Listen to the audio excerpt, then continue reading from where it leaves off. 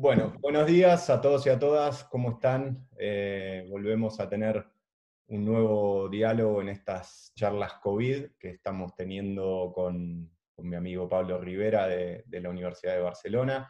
Desde hace 2 meses ya, creo que este es el conversatorio 23 o 24 por ahí. Y hoy nos vamos a dar un lujo, hace un tiempito ya, una semanita, 2 semanas, que empezamos a conversar con Denise, que ahora la voy a presentar, y queríamos tener este diálogo, esta charla, nos parece que puede ser súper enriquecedora. Denise Nachmanovich, ella se define como una polinizadora, porque lleva nutrientes de un lado a otro, ella se dedica a cuidar el pensamiento, a nutrirlo. Me encantó esa definición, una autodefinición que vi de ella misma, así que quería destacarla y saludarte. Denise, ¿cómo estás? Muy bien, muchas gracias. Me encantó que trajeras esto porque no es fácil atreverse a dejar los títulos y decir lo que uno cree que es o hace. Sí, aparte como si una profesión lo defina a uno, ¿no? Con los múltiples yoes que tenemos. Bueno, también aprovecho para saludar a Pablo, ¿cómo estás? ¿Estás con el micrófono? Ahí sí, Ahí está. estoy bien, muchas gracias. Aquí contento de esta oportunidad de dialogar con Denis. Bueno, lo primero, Denise, para arrancar, preguntarte cómo estás vos, cómo estás viviendo estos días. Sabemos que estás dando clases, sabemos que estás con temas de conectividad, como todos y como todas. Pero bueno, un poco para arrancar, conocer tus sensaciones en estos días. Te hemos estado escuchando en programas de radio, en entrevistas, en videos de YouTube. Y un poco como contribuyendo a esto que estamos haciendo con las charlas COVID, de tratar de desencriptar un poco conocimiento académico que muchas veces está en papers y en investigaciones que quizás no llegan tanto a la ciudadanía de a pie, ¿no? Entonces, bueno, preguntarte eso, ¿cómo estás primero y qué reflexiones estás teniendo en estos días? Bueno, creo que para alguien que de alguna manera se dedica muy especialmente a cultivar el pensamiento, eh, hay un aspecto muy intenso, que a veces puede ser incluso estresante, y también me pasa, en una situación donde realmente las certezas se han caído, ¿no? A veces hay gente que las sostiene a toda costa, no quiere decir que se nos cayeron a todos. Hay quienes siguen con sus programas y sus modelos porque finalmente sus programas y sus modelos los capturaron como personas. Pero bueno, ese no es mi caso, así que hay mucho entusiasmo, mucha preocupación también, eh, no solo por lo que se viene, por lo que está pasando ahora, ¿no? Hay una característica que creo que es muy importante destacar, y es esta captura permanente que hace nuestra cultura del presente por el futuro. No te dejan vivir ni habitar el presente porque te están vendiendo todo el tiempo el futuro. El futuro no está.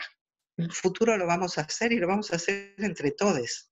Entonces, ahí hay un tema muy interesante de cómo nos ligamos a la situación, habitando este presente que tiene su historia, por supuesto, y sin comprar ningún futuro, sino tratando de aportar lo que uno pueda a construir el futuro que uno desea, ¿no? Esa es una cuestión que para mí es importante, y, y creo que efectivamente la pausa del productivismo, la pausa de los sistemas instituidos, porque no es la pausa de la vida. Esto es otro aspecto que yo destaco mucho y me importa especialmente. La vida no para nunca, ¿no? Hasta el día que cada uno se vaya vaya a saber dónde, pero la vida misma, que no es una propiedad de nadie, no para.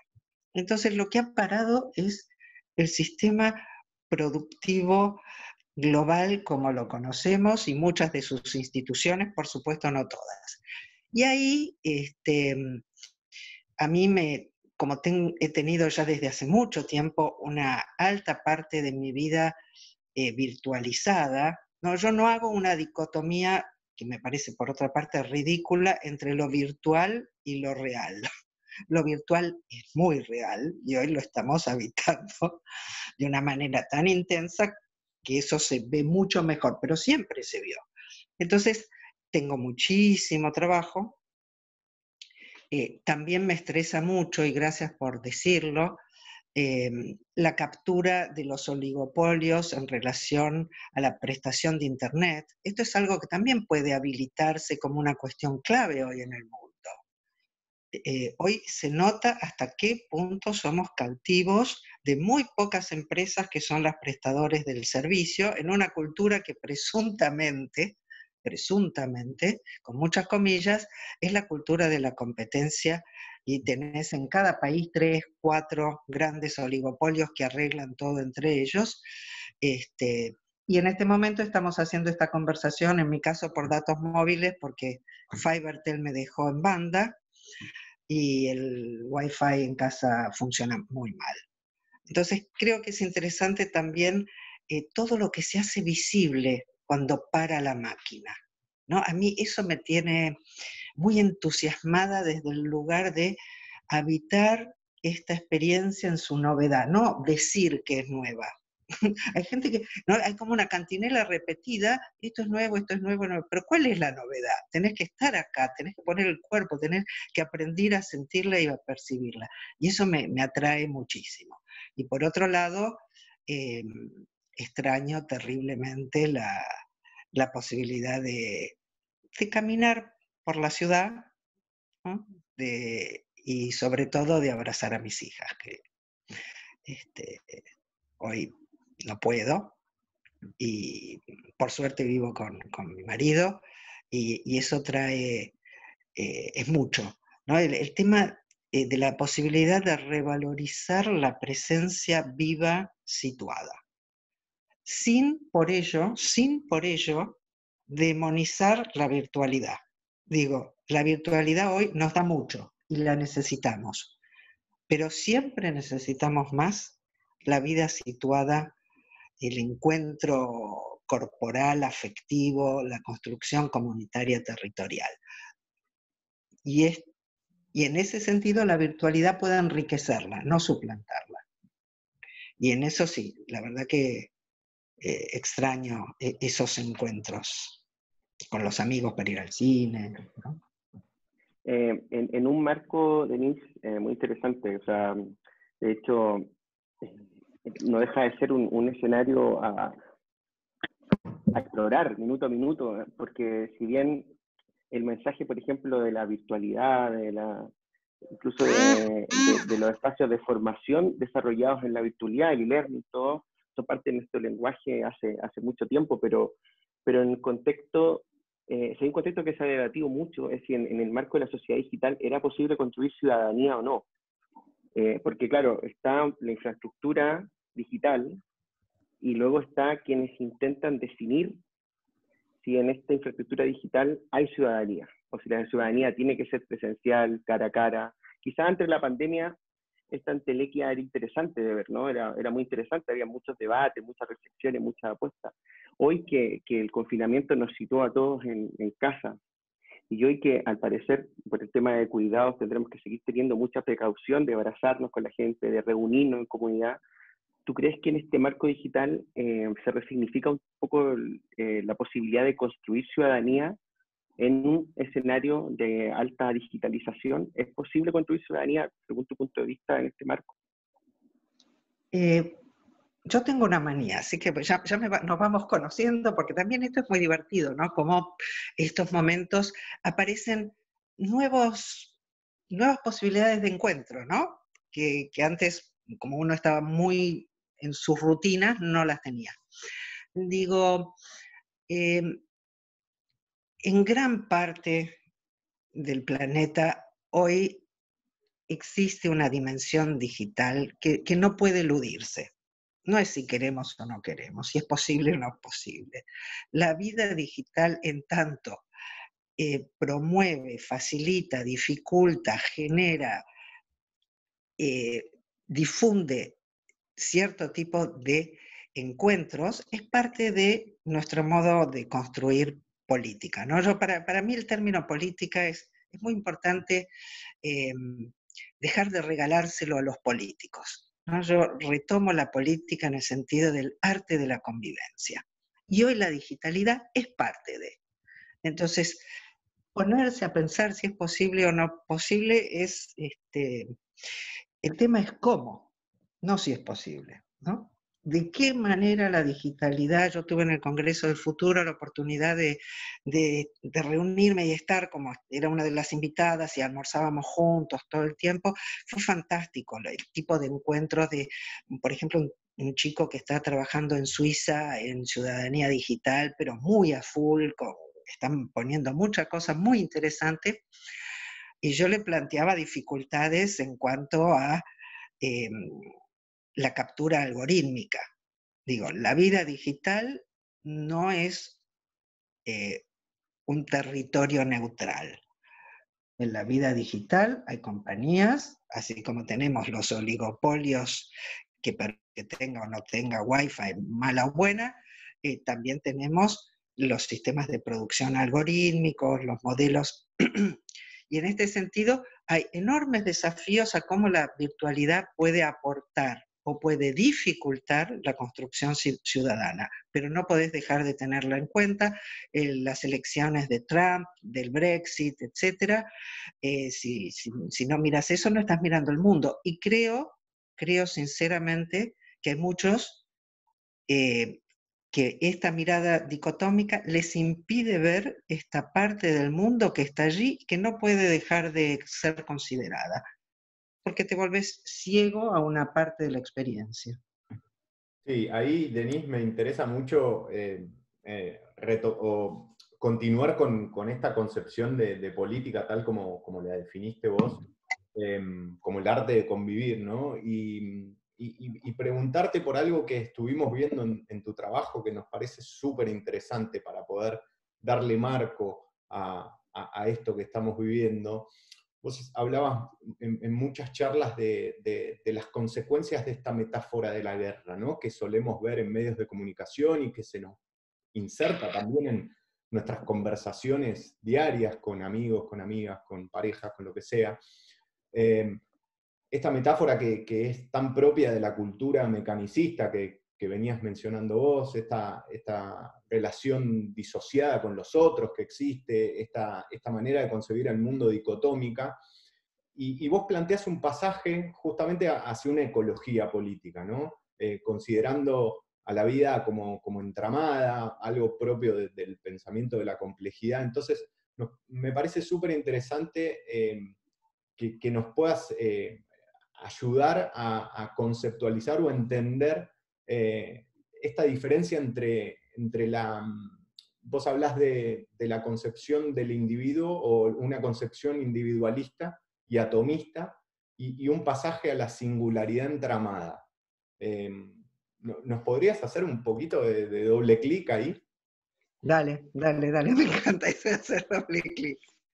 Voy a tener que ir saltando con varios clics para poder hacer algo más o menos en un ratito. Digo, una de las cosas que quiero es no hacer, porque esto es lo que nuestra cultura siempre nos invita a hacer, ¿no? Tenemos este modelo, ahora te vendo este otro, ¿no? La mirada de la complejidad no es una mirada que repudia, rechaza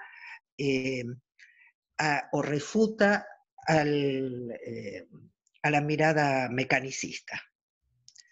La mirada de la complejidad se permite mirar la vida toda. Entonces, en la vida toda también hemos construido máquinas, pero una cosa es pensar la máquina invisibilizando la producción, el proceso de producción, y creerse que lo que existe es la máquina y quedar cautivo dentro de ella, ¿no? Y otra cosa es ver todo el entramado productivo. Y entonces, en ese sentido, cuando yo hablo de la complejidad, para mí es muy importante que no es la complejidad contra la simplicidad. La complejidad no está contra nada. La complejidad tiene que ver con disponerse a construir una relación de sentido con el mundo que honre lo que efectivamente allí está, en vez de quedar reducida a un enfrentamiento. ¿no? Ahí podríamos hablar toneladas, no vamos a tener tiempo. Pero esta idea tan fuerte que nace primero con Bacon, ¿no? El poder es saber, también con Descartes, la idea de manipular la naturaleza. ¿No? Fíjate las dos, porque la metáfora de la guerra y el mecanicismo no es tan fácil darse cuenta cómo están relacionadas, porque para nosotros la guerra es caótica y el mecanicismo es el orden. Claro. Y justamente el mecanismo es ese orden que creamos cuando estamos espantados de la posibilidad de la guerra. Y entonces intentamos controlar hasta que nuevamente vamos a la guerra y controlamos y entramos en un círculo vicioso de control y guerra y no salimos más de ahí. Esta otra mirada justamente no busca el control y no ve solo la guerra, lo que no quiere decir que seamos ingenuos y no veamos que hay muchas cosas que nos pueden destruir, pero también percibimos todas las que componen con nosotros, todas las que nos constituyen. Entonces, la vida no es solo el ser humano, la mirada individualista, viene también con una construcción de sentido. En toda la ciencia clásica, que está dada justamente por este modelo que yo llamo atomista individualista, ¿no? Que es un punto de partida, se asume como tal. El punto de partida de la complejidad es la trama. Y cuando lo pensás desde la vida, eso es claro, porque no hay vida en el vacío. La vida es intercambiar. Si vos no te nutrís, te vas a morir, ¿no? Entonces, por eso es también, y vos lo tomaste, te soy sincera, lo dijiste más lindo que yo, ¿no? La importancia esta de la nutrición, ¿no? Pero cuando uno quiere nutrirse, sabe que hay venenos, pero no entras en esa mirada paranoica. Sabés que hay venenos, te vas a cuidar de los venenos, pero no vas a constituir todo tu modo de estar en la vida cuidándote de los venenos, sino tratando de buscar aquello que te potencia el despliegue del vivir. Spinoza lo decía bonito, ¿no? Se trata de que la vida promueva el buen vivir y no sea solo un sistema de evitar la muerte. Y esto es para cada uno de nosotros y como cultura, ¿no? Entonces, el énfasis en la vida y en la vida como convivencia es lo que cambia todo, ¿no? Y lo que te cambia son las preguntas, ¿no? Pongamos con el virus. Digo, la mirada solo en el virus, y esta mirada de la guerra, si vos seguís la historia de la inmunología, yo hablo como de etapas geológicas en mi vida, como soy bastante grandecita, podrán notarlo, estudié bioquímica, me gradué de eso, trabajé en inmunología.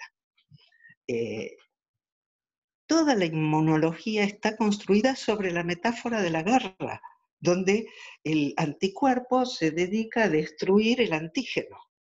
Y hoy en día, ya hace más de 30 años, tenemos varios modelos que han salido de esta captura de la guerra. Pero como esta captura de la guerra es buena para el negocio, las farmacéuticas, que siempre nos venden las bombas, siguen promoviéndola y eso hace que, como ponen mucha guita en la investigación, etcétera, toda esta área, por más que se ha mostrado que sus bases son absolutamente endebles, siguen siendo centrales para la construcción de sentido, aún que se haya mostrado su debilidad en el campo de la ciencia. Hay otras producciones donde van a mostrar el sistema inmunológico como un sistema cognitivo, diría Varela, uno de mis pensadores preferidos.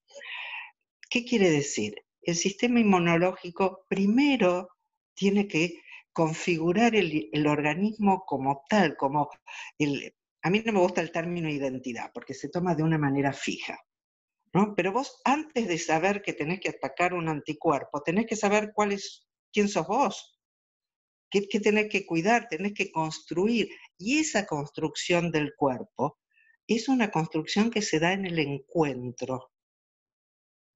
¿no? Porque vos todo el día respirás ahora, ¿no? Están respirando los dos, yo Por también. ahora sí. Por ahora sí, ¿no?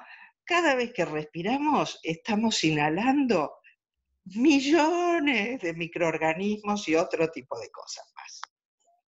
Y el sistema inmunológico no se prepara para atacar cada cosa que entra en el organismo, porque muchas de esas cosas nos nutren y muchas de esas cosas que podrían ser dañinas en otra dosis no nos hacen ningún daño. Y entonces, si no, el sistema estaría todo el tiempo ocupando todas sus energías en la defensa. De hecho, culturalmente, cuando miras en la sociedad, ¿cuánto se gasta en el Ministerio de Defensa y en la carrera armamentista y cuánto se gasta en salud, que ya el gobierno anterior en la Argentina directamente eliminó el ministerio bajo secretaría, pero en el mundo, sin hacer esta bestialidad, han destruido buena parte de los servicios públicos de salud. Y ahí lo ves perfectamente, ¿no? Todo lo que se gasta en defensa, todo lo que se gasta en control, va en empobrecimiento de la vida. Lo que no quiere decir que algo de nuestras energías no tengan que ir al cuidado en el sentido de la defensa, porque hay cosas dañinas. Pero hay una mirada profundamente paranoica del otro, porque se presupone que el otro es externo. Esto es lo que es el individualismo y el atomismo. Y el otro está en mí. Cada cuerpo humano es un ecosistema donde claramente tenemos más células microbianas que células que provienen de la cigota, digamos, células propiamente humanas. Ahí Pablo creo que quería... Vale, sí, ahí está el micrófono. No, y quería profundizar en esa idea, en dos ideas. Primero, cuando hablabas de esta crisis de sentido, un concepto que, bueno, la verdad es que llevamos bastantes décadas escuchándolo, ¿no? En general, desde el propio debate postestructuralista de la escuela francesa a comienzos de los 80, que estamos hablando de una etapa indefinible, ¿no? Con muchas indefiniciones. Luego, cuando entramos a la fase de la posmodernidad, por ejemplo, nuevamente se cuestiona, ¿no?, con el fin de las premisas de la propia modernidad, y entramos a este espacio vacío, más allá que los pensadores decoloniales plantean también que esto tiende a ser un pensamiento eurocentrista, porque hay que ser moderno para ser posmoderno, ¿no?, evidentemente. Pero, indudablemente, toda esta reflexión previa, como de esperando que llegase un momento del cambio, pareciera ser, no sé si tú lo analizas así, nos sitúa ahora sí en un fenómeno global, que más allá de ciertas inercias de relativización que hubo en un comienzo, evidentemente cada vez estamos más convencidos, por ejemplo, que Trump está haciendo un estúpido, ¿no?, en cualquier sentido, y que Boris Johnson también lo fue en un comienzo, y él después de sufrir el propio COVID, estar internado y casi morir, también logra entender y cambiar su paradigma en general, de que estamos en una época de incertidumbre. Entonces mi pregunta es, y lo digo en base a tus reflexiones, tú reflexionas en torno haces un diagnóstico súper interesante, ilustrado sobre estas propias problemáticas que enfrentamos en la época pre-COVID.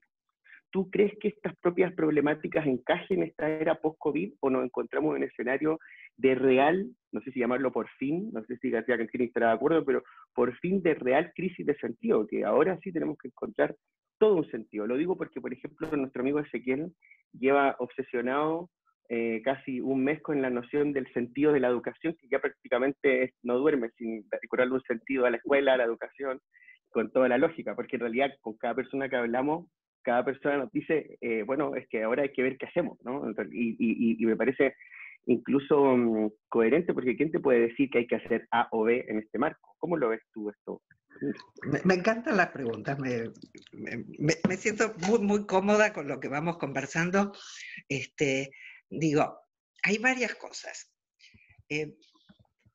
Por un lado, hay algo que yo estudié mucho en mi formación, además de bioquímica, bueno, hice la formación en epistemología, y hay algo muy bonito que dice Kuhn, un autor al que quiero muchísimo, aunque tengo mis diferencias con todos, por supuesto, porque pensar es cambiar de ideas. Entonces uno se nutre, pero digiere, transforma, produce, etc. Pero esto lo voy a citar tal cual. Dice, nadie deja un paradigma para caer al abismo. ¿Mm? Es fuerte, ¿no? Es muy fuerte. Fuerte.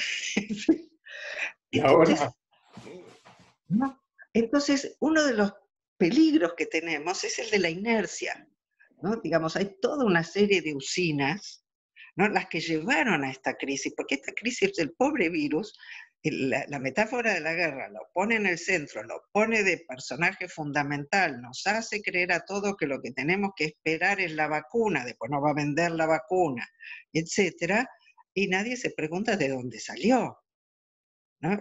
Y digo, y no importa si salió de un laboratorio o no, eso es lo menos importante, porque ahí los del complot se regodean en una tontería Con que no todo. importa nada. Digo, salga de donde salga, el tema es cómo se difundió, ¿no? Y esto tiene que ver con la destrucción ecológica de los ecosistemas, básicamente. Y no es el primero y no va a ser el último. Entonces nosotros vamos a tener una vacuna contra este y en 2 años vamos a tener el próximo. O este va a mutar y entonces nos van a dar una nueva vacuna. Siempre tenés el ciclo, ¿no? El pensamiento de la guerra y el mecanismo son círculos viciosos. Ahí nosotros lo que tenemos que ver es si tenemos la suficiente potencia singular, cada uno de nosotros y el colectivo, para salir de este círculo vicioso, ¿no? Crear lo que mi maestro llamaba un círculo virtuoso, entrar en el pensamiento de la convivencialidad. Entonces, en este sentido, hay un lugar clave, espero por lo menos no aumentar el insomnio de Ezequiel con el asunto del sentido de la educación o del sentido de la vida, que es la misma pregunta. Estas son preguntas que creen que el sentido está ahí. El sentido hay que gestarlo.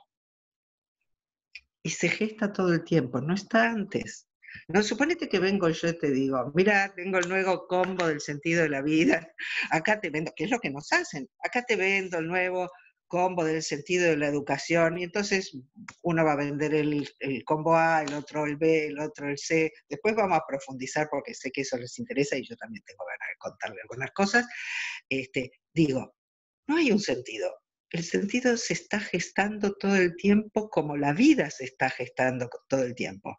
No es que vos tuviste vida allá y es una carrera a la muerte. No, la vida se está gestando todo el tiempo mientras estés vivo. ¿No? Es un proceso continuo de producción. Y la escuela también. Lo que pasa es que la noción mecanicista de institución trata de mantener las instituciones dentro de los parámetros de control con los que los creó. Entonces, ahí lo que es interesante es qué sentido queremos o qué sentidos plurales queremos darle a la educación, ¿no? Sería como una lucha contra la autopoiesis, ¿no? Un poco del sistema. Claro. Sí, ahí. ¿Tú qué crees que déjame tirarle la cuña a Ezequiel, porfa. Venga. Pero tú crees que el sistema reproductivo, tal cual lo estás describiendo, va a ser lo suficientemente autopoyético para esta crisis, o ves una ventana de oportunidad, como también decía otro de los que están en la línea de los que mencionas, ¿no? Como lo decía Lyotard? Digo, ahí hay varias cosas.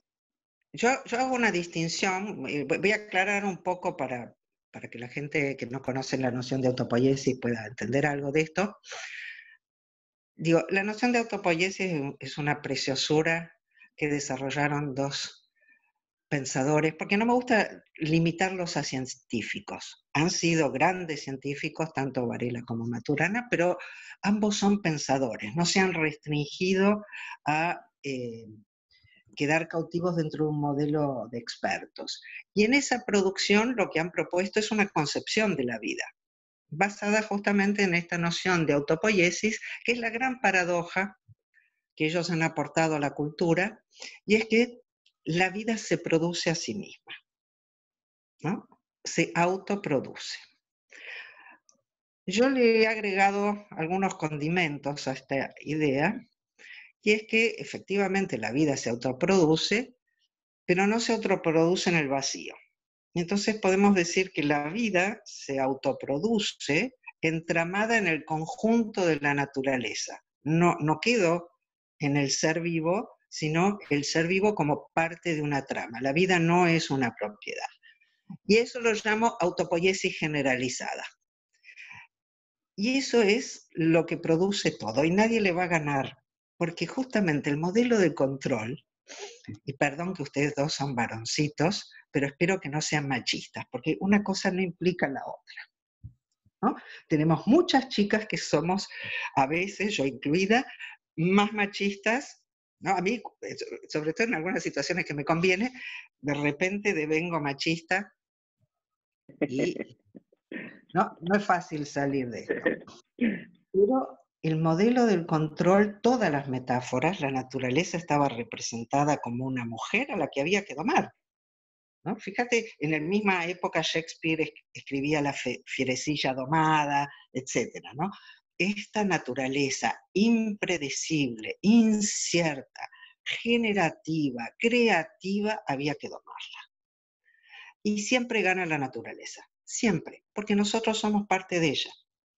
El asunto es que salir de la metáfora del enfrentamiento es entrar a esta metáfora de ser parte de la vida, parte de tal modo que nunca jamás voy a poder controlarla. Lo que no quiere decir que no pueda tratar y ser activo y estar presente para tratar de que mi vida vaya por ciertos caminos que me potencian, pero no puedo controlarla. Hoy viene un virus, mañana viene Fivertel, otras veces, no, pero también vienen mis hijas, una es un hija en realidad, así que la voy a nombrar como a ella lo cree. Tengo una hija y una hija, y también vienen y producen y generan cosas en mí, y están permanentemente coproduciendo mi vivir. Yo no domino, no puedo dominar mi vida. Y entonces se trata de salir de la manipulación para entrar en un universo de la conversación. Una conversación que puede ser muy fuerte, ¿no? Muy difícil, muy intensa, muy disruptiva en algunos casos. ¿No? Sí. No voy a hacer el paraíso conversacional, no es una charlita.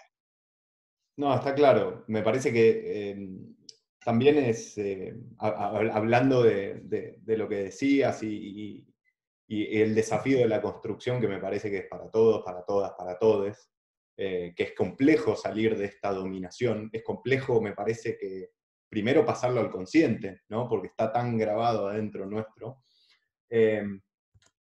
Pero quizás ahí es donde, al principio hablábamos de ciudadanía, ¿no? Y yo te escuché, Denise, hablar de un concepto que me encantó, que al principio me costó empezar a decirlo en voz alta, que es la cuidadanía, y de hecho cuando lo escribía el propio corrector me lo corregía, o sea, ni siquiera está aceptado así.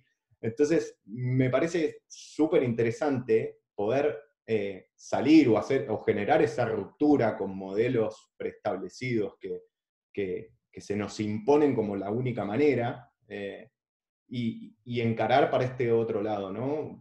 Hacer como este giro, en algún punto, me permito decir, es como un cambio de paradigma, ¿no? Planteárselo desde este lugar. Sí, es un cambio de paradigma y ojalá sea más que un cambio de paradigma, un cambio en el modo de habitar la vida. ¿No? Paradigma en ese sentido es un término riquísimo, pero estrecho, ¿no? Es un cambio en el modo de habitar la vida, porque tampoco es una cosmovisión, porque no pretende describir un mundo, porque ahí te doy otra palabra que los diccionarios te ponen el Word en rojito, con las solitas, como digo yo, que es la impermanencia, ¿no? Que nuestro Heráclito ya hace muchísimo planteó, pero el término impermanencia tampoco está ni aceptado por la Real Academia, que es otra de las que construyen estos lugares, y yo no le hago ningún caso, y no digo como ellos quieren, digo el COVID, solo para molestar, como dicen, para fastidiar, como dicen los chicos. Ahí me parece que es clave esta idea de cuidadanía, lo mismo que dije antes de complicidad y simplicidad. La cuidadanía engloba la ciudadanía, pero la resignifica. ¿Qué quiero decir? Es muy fácil esto. La ciudadanía se ha restringido al voto, ¿no? A un mercado de votos. Yo no repudio de ninguna manera la vida republicana y el voto, pero la cuidadanía nos invita a habitar la política en la cotidianidad, en todos y cada uno de los gestos y en la construcción. Yo creo que otra de las cosas que mostró mucho y está mostrando la pandemia, pero se lo muestra como siempre al que está disponible para verlo, es la pésima calidad de la sociedad civil. ¿No? Muchos médicos, ayer, esta mañana veía una noticia de los médicos en México manifestando porque no tienen los implementos necesarios. En la Argentina pasó algo semejante, en todo el mundo. La calidad de las organizaciones de los trabajadores que no defienden los derechos. Esta pandemia también ha hecho que haya una cantidad de despidos monstruosos a los que nadie ha tenido la oportunidad de generar otras formas de movilización que no sea salir a las calles. También creo que en este sentido es interesante pensar, con todas las dificultades que tiene, el tema de la movilización digital, ¿no? Lo que puede, lo que no puede, lo que permite. Hay gente que ya lo viene haciendo, Sinep Tufekci, si no la tienen, viene con unos trabajos fantásticos, y hay muchos otros. Pero digo, ahí hay un tema de cómo tomamos estas oportunidades para ver efectivamente qué es en nuestra vida lo que promueve la vida y lo que importa, ¿no? Y creo que el parar la máquina da una oportunidad, pero no garantiza que hagamos el trabajo. Un poco para mí participar en todos estos encuentros tiene que ver con aportar lo poquito que yo pueda a que aquellos que están disponibles hagamos este trabajo. Porque no sé si le vamos a ganar a las corporaciones, pero si compramos su visión del futuro ya perdimos. Denise, justamente en esta línea, hace unos días, semanas, con Henry Giroux, hicimos un diálogo y terminamos publicando un artículo de opinión sobre una cosa que no queríamos eludir, considerando que nuestro foco de interés, si bien es como tú misma dices, uno también trata de polinizar, ¿no? Y de nutrirse, ¿no? De tener como una especie de input de diferentes lugares. Nuestro foco, desde donde surge esta iniciativa, por ejemplo, está justamente en el desafío de las incertidumbres que nos genera el sistema educativo. A mí también como padre, ¿no? De tener 2 hijos que no sé qué van a pasar. Espero que algo, porque estos 3 meses, con todo lo que los amo, ha sido una locura tener un niño de 2 años y otro de 5 aquí en casa. O sea, ya está, ¿eh? Está todo bien, pero en este marco, cuando Íñigo vea estos videos en 20 años más, va a decir que iba por él y no está tampoco. No, con Giroux como que planteamos que no podíamos eludir, no la responsabilidad de la educación en sí, ¿no? Hablando del sistema educativo, de cómo el sistema sí se ha instrumentalizado según qué modelo, y por supuesto vehiculando con lo que tú has mencionado, con el tipo de modelo que estamos criticando, ¿no? Este modelo que fomenta la individualización, modelo de consumo, un modelo capitalista, ¿no? En el marco del capitalismo. Entonces, el sistema educativo, y particularmente poniendo un ojo en el escenario, por ejemplo, de Estados Unidos, donde sí ha habido un toque de paradigmas educativos, ¿no? Entre el paradigma crítico, que en ciertos lugares de Estados Unidos existe, pero predomina el paradigma más unidimensional, ¿no? Ese paradigma que busca la individualización y que tenía como Giroux decía, esta señal de que el lávate las manos échate gel y ponte la mascarilla como el emblema del coronavirus, porque la salud depende de ti, no del sistema público sanitario, no de la educación pública. Y eso hacía que la gente, no que Giroux defienda esa idea, él criticaba que la sociedad americana actuase así, por eso había manifestaciones en las calles de gente pidiendo que se abran los centros comerciales, que se abra la playa, y que si uno se quiere enfermar y morir, pues es decisión de la misma lógica. ¿Por qué los de Estados Unidos no usan casco para andar en la moto? Cosa que uno cuando va para allá no puede creer, porque van a 200 por hora y tal. Bueno, en este contexto vemos el sistema educativo, por ejemplo en Chile, que es muy en esa línea también, muy de la individualización, de la competencia, de los cuasi mercados. Pero ya vimos, y esta fue una idea que Ezequiel planteó también, ya vimos en la línea de Giroux, que en este contexto de pandemia, de crisis global, este sistema no está preparado para crear un tipo de ciudadanía que la pueda enfrentar, justamente, ¿no? O sea, que la individualidad no sirve para sobrevivir en una crisis de pandemia, que lo que sirve es la solidaridad, ¿no? Justamente, pero el modelo de escuela y de educación que estamos viendo que predomina es el de la individualización.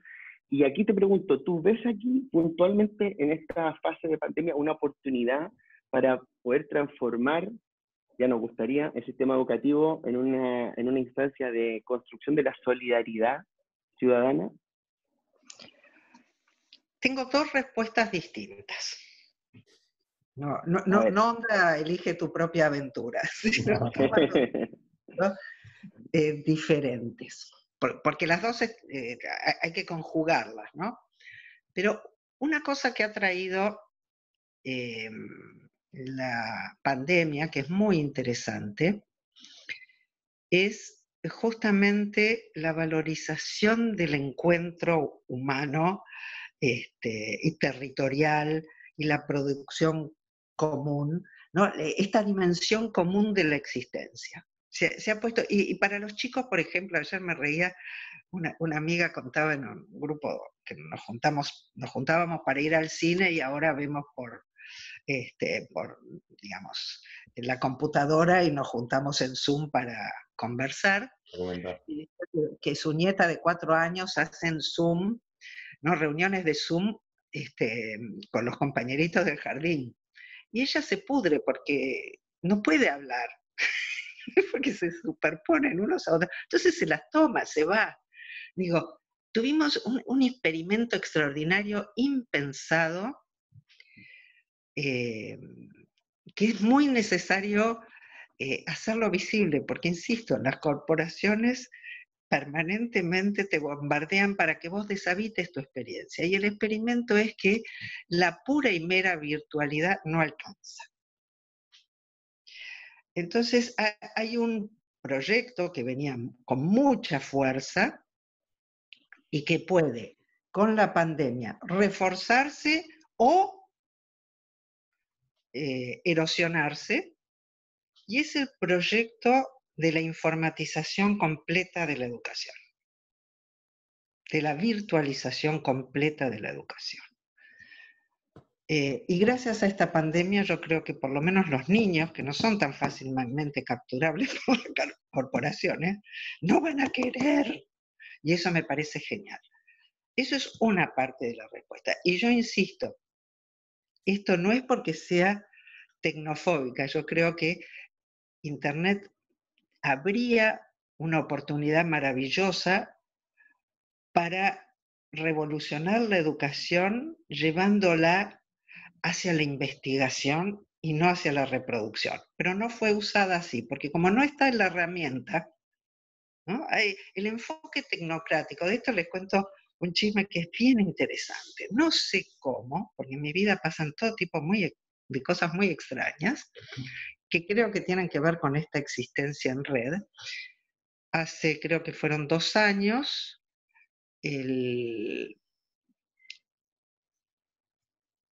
me piden un informe del BID sobre tecnologías en educación y salud que se le pedían a un montón de expertos en el mundo.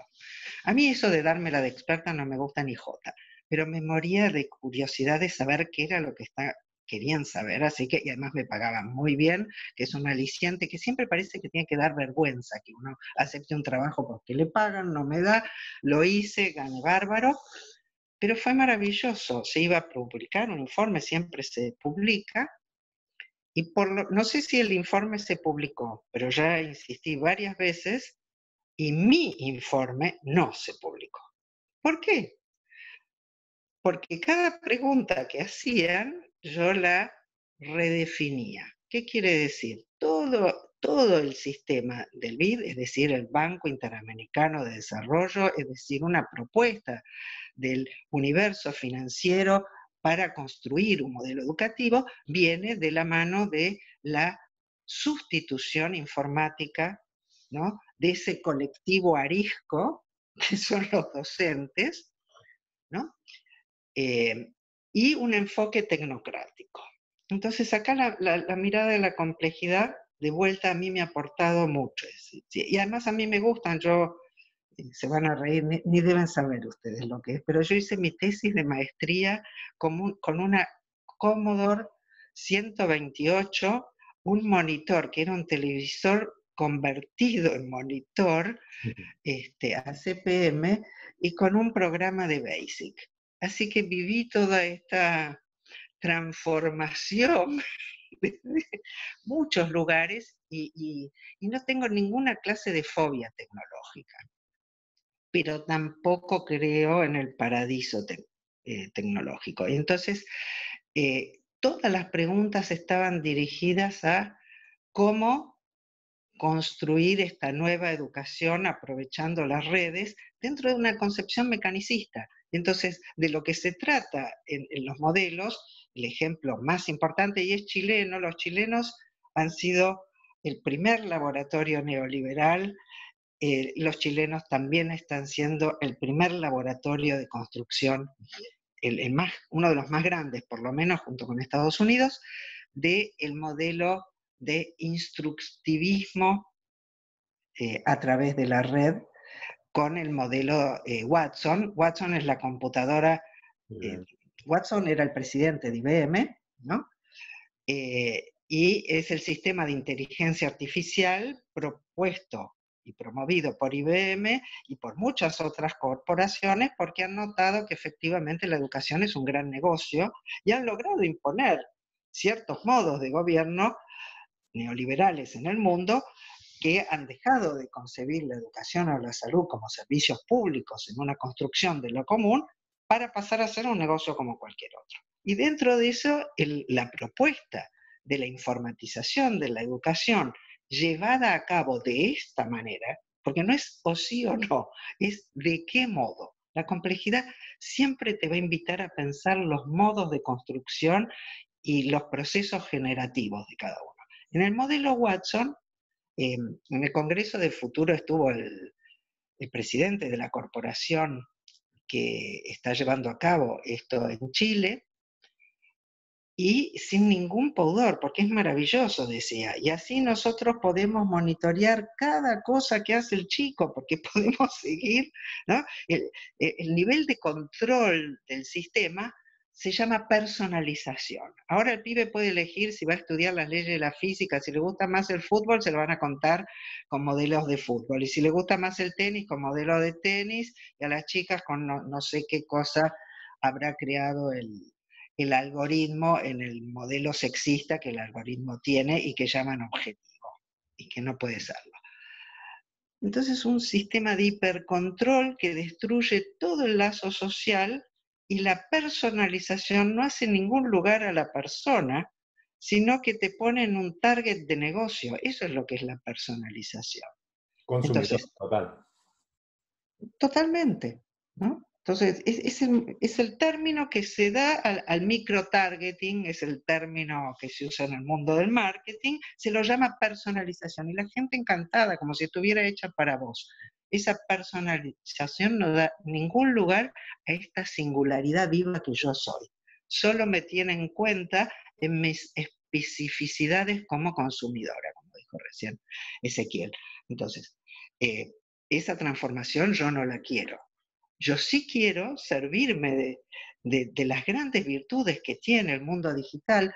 Hay una pensadora norteamericana que a mí me gusta mucho, no todos, pero sí muchos de sus trabajos, que es Cathy Davidson, ¿no? Que tiene otro tipo de propuestas muy distintas, que yo condimento con la noción clave de una, en vez de una educación para la reproducción, porque este modelo informatizado algorítmico sigue dentro del sistema de la reproducción, solamente que ahora está mediada por un sistema algorítmico que le permite estos grados de microtargeting. Y un modelo de investigación territorial situada que se nutra de las posibilidades de la diversidad que tiene la red.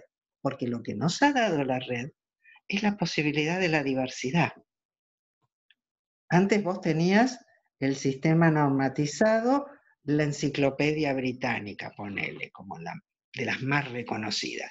Y tenías solo la mirada de los expertos del enciclopedia. Hoy tenés la Wikipedia, que está, además, la Wikipedia no es una enciclopedia virtual. Eso es como nosotros siempre tomamos lo nuevo por lo viejo. No es una enciclopedia virtual. Parece que en Argentina hay mucha gente que no lo entiende esto, Denise, todavía, ¿no? En todo el mundo, porque es un tránsito, incluso te diría, es un tránsito necesario. El problema es cuando te quedas parado en el tránsito y no vas más allá, ¿no? Cada vez que se inventó una nueva tecnología, se la pensó en función de la tecnología anterior. Imagínate que los simuladores de vuelo al principio tenían alitas. Una cosa ridícula. Luego estaba pensado en esa manera, después se dieron cuenta que no necesitaban las alitas para nada. Pero ahí la relación de la construcción territorial y las redes virtuales como parte de la nutrición del territorio y no como una esfera autónoma, independizada, creo que es un lugar clave. Entonces, yo quiero que la personalización que hace este modelo de marketing está ligada a los modos de producción de las empresas que quieren vender educación. En cambio, si nosotros trabajamos la educación desde la construcción común, en las escuelas, si vos estás, por ejemplo, cuando yo era chica, y creo que les debe haber pasado lo mismo, se estudiaba en cualquier ámbito, vos hacías germinar porotos y después diseccionabas langostinos o ese tipo de cosas, pero no hay, hasta el día de hoy, no hay en las escuelas aprendizaje para cuidarnos, ¿no? Primeros auxilios. Sabes un montón de pelotudeces de biología que te las olvidaste a los 10 minutos que te tomaron la prueba, pero no sabes desinfectar, no sabes lavarte las manos, la cantidad de tutoriales de lavarse las manos que hemos tenido en esta pandemia. Entonces, la investigación territorial es una investigación en la vida, para la vida, que se sirve de las tecnologías, pero no está embutida en la tecnología. ¿Se entiende la diferencia? Sí, sí, sí, sí, sí, tal cual. Ahora, Denise, ¿se puede plantear una educación en donde predomine esta ecología de los cuidados y valiéndonos de las tecnologías digitales, como decís vos, en pos de la investigación, que yo lo tomo en pos de incluir la diversidad, en pos de personalizar, pero no como consumidores, sino desde los gustos, las pasiones, de las diferencias que tenemos nosotros como sujetos? ¿Es posible hacerlo y cómo, digamos, ¿no? O sea, venimos en estas charlas viendo una gran disyuntiva cuando llegamos al tema de TIC, de tecnologías digitales. Hay como una contraposición entre, bueno, pedagogías o metodologías versus tecnologías digitales, ¿no? Entonces, bueno, nosotros estamos convencidos, las tecnologías digitales tomémoslas como medios, no como fines en sí mismas. Pero, ¿cómo hacemos para habitarlas, o sea, en el territorio, en las escuelas, cuando sea posible poder volver a las escuelas, ¿no? En pos de poder fomentar este cambio de paradigma, ¿no? Esto que te decía yo de la ecología de los cuidados. Hay Es- varias cosas. eh, Hay varias cosas que son distintas. Primero, es el problema del sistema educativo y en general de todos los sistemas de la modernidad, que son sistemas mecánicos, es que siempre estamos esperando la reforma educativa, que van a llamar a los expertos educativos, que son justamente los que hicieron el sistema que querés cambiar, un desastre. Así han funcionado todas las desastrosas reformas educativas en todos lados. Digo, otra perspectiva es tener en cuenta que el sistema educativo, por más mecánico que se haya pensado en la planificación, es un sistema vivo como todo, porque lo habitamos todos seres vivos, lo que hace al sistema. Entonces, cada uno y en cada territorio, apropiarse de la posibilidad de hacer en él cuidadanía. Y esto es algo que uno puede hacerlo ya. No tiene que esperar a nadie en ningún lado. Yo lo estoy haciendo hace un montón de tiempo con un montón de dificultades, porque también transitar el cambio en la vida personal, el modelito mecánico, ¿no? a la cuidadanía o del razonamiento al pensamiento, no es tan fácil, porque el razonamiento es berreta, es barato, ya está hecho, ¿no? Cuando yo daba, por ejemplo, en la facultad, cuando era docente en grado, les daba exámenes a libro abierto. Entonces vinieron los alumnos y me dicen, no, profe, dé los de exámenes de antes, porque estos son más difíciles. Claro, porque acá había que pensar. Claro. ¿No? Los alumnos que piden el cambio, después cuando viene el cambio, tienen que hacer algo que el pensamiento no tiene garantías. En el modelo de razonamiento está todo más o menos hecho para que la mayoría pueda, porque eso es el sistema de la normalización. Pero ¿pueda qué? ¿No? Y acá este es el desafío de la vida. Fíjate ahora con este exceso, que es otro, no quiero terminar este encuentro sin decir, lo que se ha parado es la máquina productiva, la idea de la productividad. Nosotros tenemos que, incluso hay gente que no sabe cómo pensar su vida si no es en la productividad. Yo no quiero una vida productiva, quiero una vida en el que despliegue el deseo, quiero una vida potenciadora, quiero una vida alegre en el sentido de la construcción personal y colectiva. No quiero una vida productiva.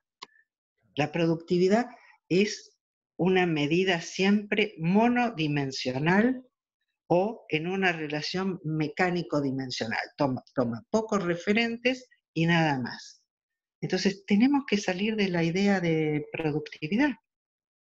Y si ahora con esta pandemia se hubiera aprovechado, las tecnologías, en vez de dedicarse a mandarles tareas que vuelven locos a los chicos y a los padres, propondrían a ver cómo podemos aprovechar este tiempo que estamos en casa, qué aprendizajes hay en casa, cómo usamos las compus para generar cosas. ¿No? Yo, por ejemplo, en los últimos años, algo que vengo haciendo mucho es buscar recetas en YouTube y aprovecharlas para cocinar.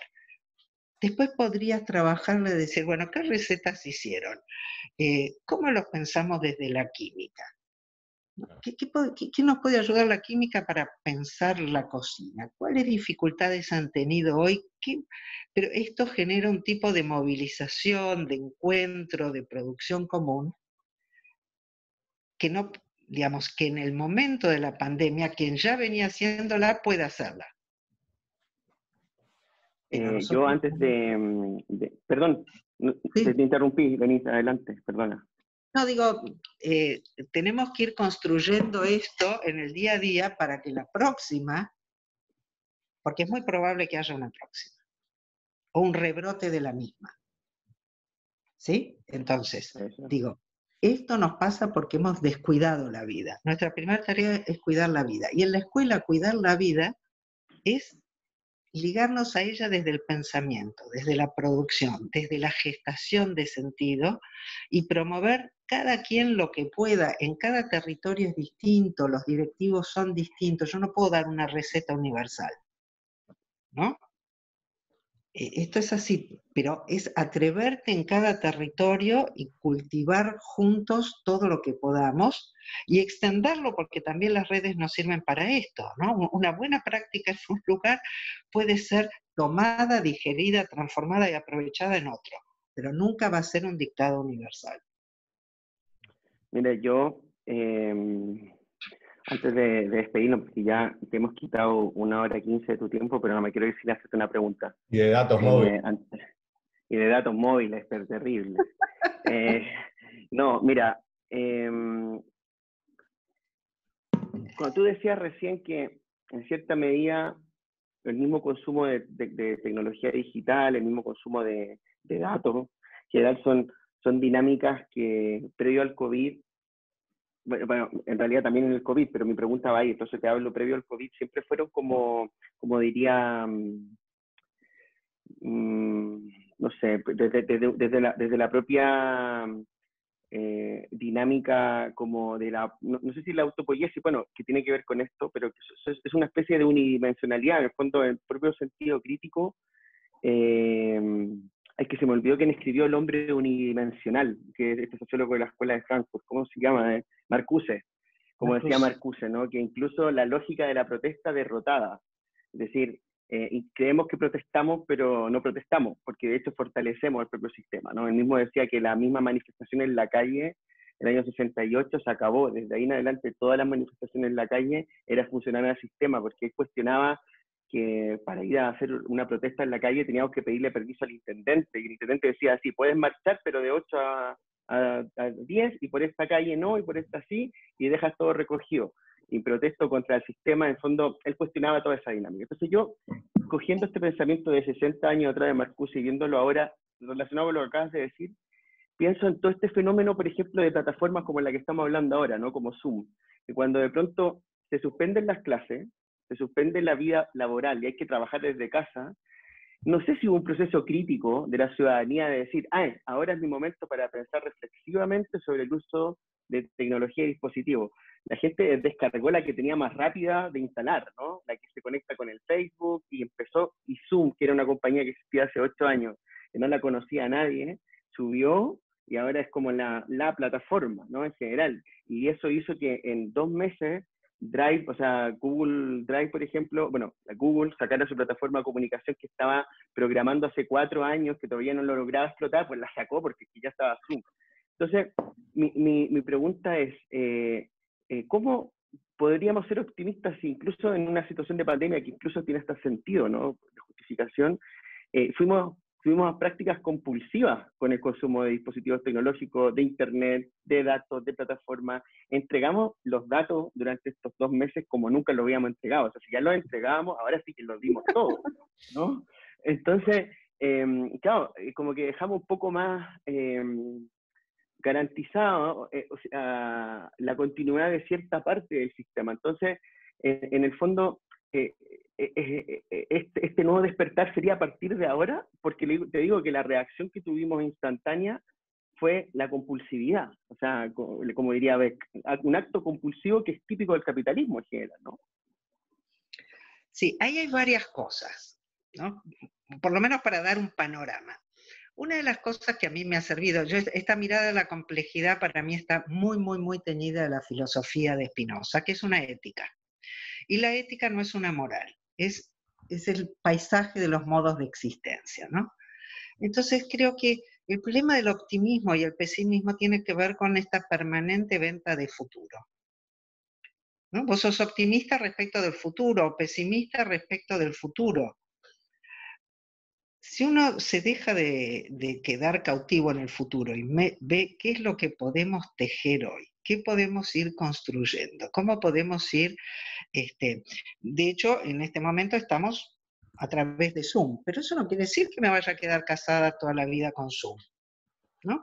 Lo que tampoco quiere decir que el haber elegido en un momento una plataforma X o J sea algo banal, porque efectivamente, por ejemplo, hoy tenemos un sistema operativo como Windows, que es un desastre, pero tuvo la gran virtud de salir en el momento adecuado y esto genera un bucle de retroalimentación que le permite seguir en el mercado, aunque la gran mayoría de los últimos productos que han hecho son un desastre, siguen funcionando porque están muy ligados en la red.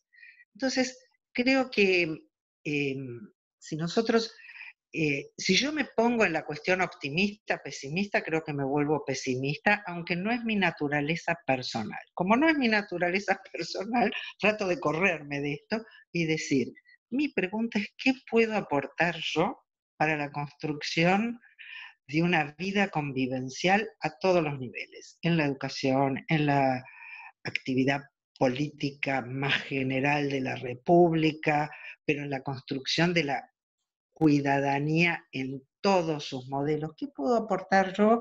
¿Con quiénes cuento? ¿De qué manera podemos nosotros potenciarnos mutuamente para promover esta otra mirada? Si esa mirada va a devenir o no mayoritaria, minoritaria, no está en nosotros poder determinarlo. Pero si nosotros no hacemos nada con estas especulaciones al futuro, terminás como solemos hacer siempre, votando al menos peor y esperando 4 años para ver si no salió el tuyo, que venga el próximo, y mientras tanto, esta baja calidad de la sociedad civil para mí es un llamado de atención muy importante. Que si miramos a partir de esta pandemia, también ha habido muestras muy lindas de la calidad, de aquellos aspectos de calidad de la sociedad civil, ¿no? De barrios, sobre todo en los barrios más pobres. Ha habido muchísimo más trabajo de cuidado mutuo que en otros ámbitos, ¿no? Y allí ha habido gente que se la jugó mucho y hay que honrarlos, no aplaudiendo en el balcón, que es un sentimentalismo barato, sino trabajando en promover cuidadanía, que es un trabajo arduo y gratísimo, porque es lo que te nutre la vida. Está buenísimo, Denise. Creo que es hacerse cargo, ¿no? Como para resumirlo un poquito. Y hay otra frase que se me cruzó por la cabeza, que es de Fabián Casas, un escritor argentino que leo mucho, que él habla de no ser políticamente correctos, sino ser políticamente concretos, ¿no? Sostener con el cuerpo lo que queda tan lindo de decir con la palabra. Bueno, no sé, Pablo, si querés hacer una pregunta más. Yo la verdad que tengo 10, 15, 20 preguntas más para hacer, pero vamos a ser buenos con... No, yo lo que propongo es hacer una revancha en un tiempo más, veamos cómo se dan las cosas y de repente te molestamos de nuevo como por septiembre, octubre y vemos cómo se fueron dando los acontecimientos, ¿no? Y ojalá cuando se vuelvan a actuar perdón, ¿cómo? Y presencial debería ser. Eso, cuando se vuelvan a activar los viajes, las hacemos aquí en Barcelona y compartimos estas reflexiones con todos. Y nos comemos una paella o algo. Ahí va. Todo. Bueno, Denise, dale. Tu tiempo, tus ganas, tu entusiasmo. Voy a salir de la dicotomía entre estar optimista o pesimista. Voy a hacer cargo. Hacer algo. Y bueno, agradecerte muchísimo este espacio que nos diste. Muchas gracias. Muchas gracias a ustedes. Un placer,